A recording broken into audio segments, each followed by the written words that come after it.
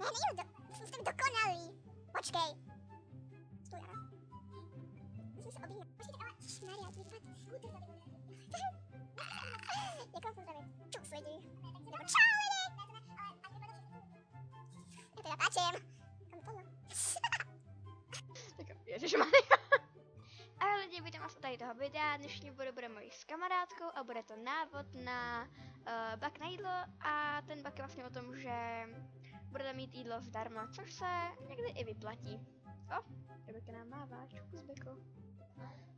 Takže až vám dá kamarádka rejsko, tak ho samozřejmě přijmete a vy pojedete tedy k stánku na jídlo a vaše kamarádka pojede dál. U stánku na jídlo počkáte, až vám vyprší čas a potom na stánek kliknete.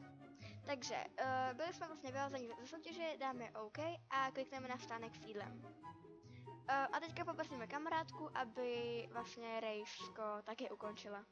Neboli vyfajlila, jak se říká. Takže kamarádka rejsko taky jela, stačí kliknout na OK a teďka vlastně půjdete do stáje a nakrmíte své koně. Ale dotkněte se, ale ve stáji můžete mít také nezvané hosty, ale ty vaši stáji nevidí, takže se nebojte. Tak už stačí použít vaše parkour skilly, tedy parking, sakra, a zaparkujete svého koně a můžete krmit ostatní, že je zadarmo, což se vyplatí.